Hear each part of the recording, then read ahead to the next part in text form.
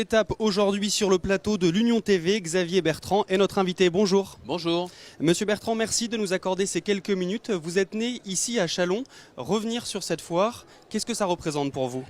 Oh, c'est beaucoup de choses. C'est vrai que je suis né à Châlons, mais j'y suis juste né parce qu'à l'époque, mes parents habitaient à Vitry-le-François, donc pas très loin. Mais surtout, la foire de Châlons, c'est des souvenirs quand j'étais enfant. On venait plutôt avec mes grands-parents. Et c'était les souvenirs. J'aimais cette ambiance. Les dégustations, les démonstrations. Et puis on arrivait plutôt en fin d'après-midi. Et puis on restait encore jusqu'au moment des animations musicales. Et puis c'est plus que ça aussi aujourd'hui. C'est parce que, il y a l'ambiance, l'accueil. Les gens sont très chaleureux et j'y suis très très sensible. Et puis aussi autre chose, c'est que c'est quand même le révélateur, la vitrine d'un dynamisme économique sans précédent, sans pareil. Regardez bien, après le Salon international de l'agriculture, c'est en province le premier événement, la foire de Châlons. Donc c'est ce qui fait aussi que la région des Hauts-de-France y a un stand depuis plusieurs années. Depuis que je suis à la tête de la région, j'avais dit, mais sachant le monde qui venait ici, et on va ouvrir un stand des Hauts-de-France pour mieux faire connaître la région. Et donc vous voyez, ça fait beaucoup de raisons pour lesquelles je suis là aujourd'hui. Et je passe pas en coup de vent, j'y reste de nombreuses heures. Puis je vais vous faire une confidence, j'adore ça. Ce dynamisme dont vous avez parlé, vous l'avez vraiment constaté là les dernières heures? Oui, parce qu'on voit bien, il y a du monde qui est revenu, il y avait encore plus de monde forcément ce week-end. En interrogeant des entrepreneurs qui sont là, c'est bon aussi pour le business, pour les commandes. Et Bruno Forget a vraiment, comme d'habitude, été toujours entreprenant, courageux, en prenant aussi les mesures qui s'imposent.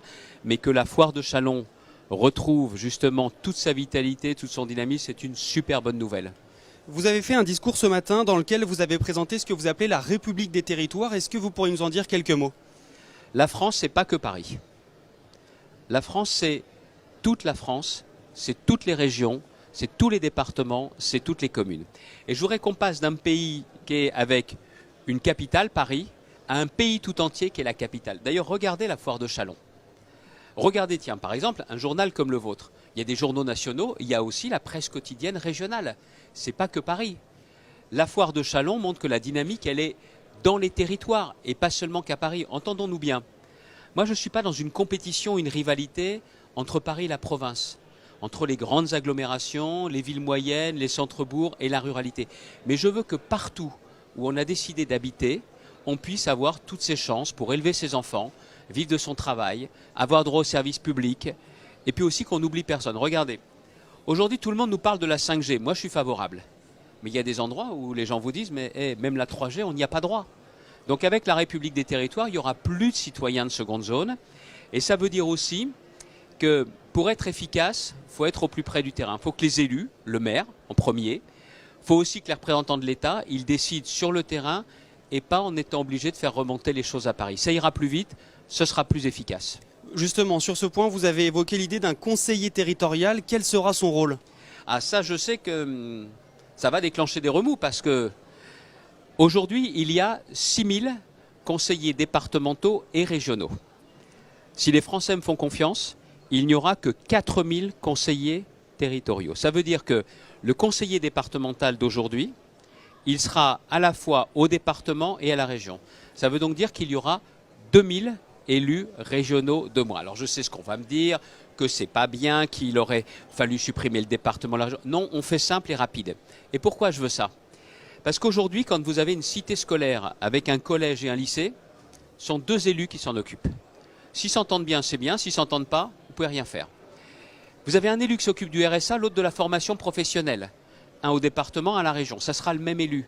Ça veut dire que pour trouver des solutions pour ramener vers l'emploi les bénéficiaires du RSA, ça sera enfin plus facile. Vous voyez, ce que je recherche, c'est de l'efficacité. Peut-être avez-vous échangé avec des agriculteurs. Quel est le message que vous souhaitez leur faire passer? Pour moi, l'agriculture, c'est notre alimentation de qualité. C'est aussi la contribution à la ruralité. C'est notre souveraineté économique, notre souveraineté alimentaire. Mais bon, aujourd'hui, ils ne veulent plus de discours. Ils veulent savoir si le président s'intéressera, oui ou non, à l'agriculture. Ça veut dire le revenu agricole ne peut plus baisser, ils n'arrivent pas à s'en sortir. Il n'y a personne aujourd'hui qui pourrait travailler autant qu'il travaille avec un aussi faible revenu. Et quand il n'y a pas un deuxième revenu dans la famille, ils ne peuvent pas s'en sortir. On est le seul pays qui surtranspose autant les réglementations européennes. Si les Français me font confiance, il n'y aura plus une virgule de plus que la règle européenne. Et d'autre part, ils sont dans le changement. Ils sont prêts à ne plus utiliser certains produits, mais à une condition.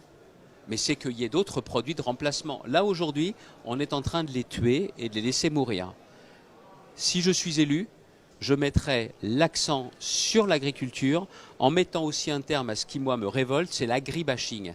Parce que c'est une agriculture qui est menacée, mais en plus, c'est une agriculture qui est insultée. Et on est bien content de trouver les agriculteurs quand il y a des inondations pour tirer aussi beaucoup de gens d'un mauvais pas, quand il y a la neige l'hiver, pour sortir les gens notamment des congères, des fossés, et puis quand ils épandent, on leur dit non, non, non, là, ça va plus, on n'est plus amis. Non, les agriculteurs, on en a besoin, et moi je me battrai pour eux, et en n'oubliant pas une chose, c'est que si demain vous n'avez plus d'agriculteurs, vous n'avez plus de viticulteurs, vous n'aurez pas non plus d'industrie agroalimentaire. Donc les emplois qu'ils représentent, je veux les garder.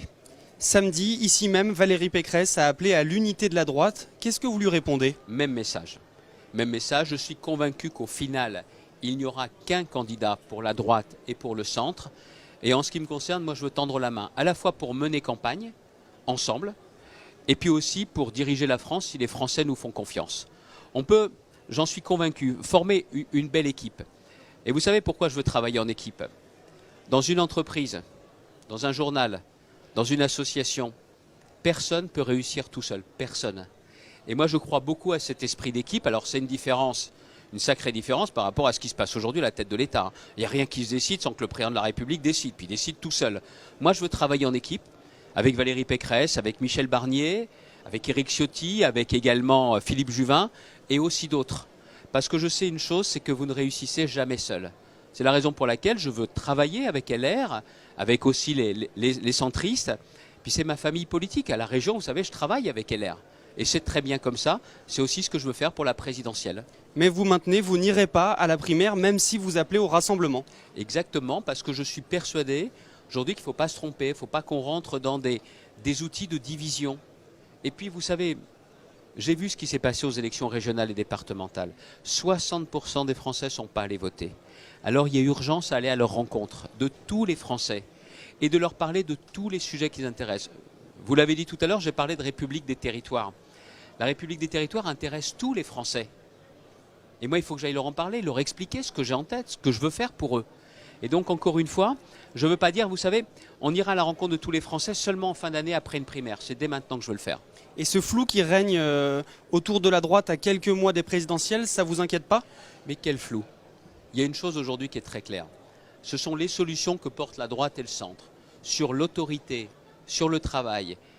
Et mon idée, mon projet de République des territoires qui peuvent vraiment faire la différence, mettre fin au désordre que connaît le pays et relancer la méritocratie, le mérite dans notre société.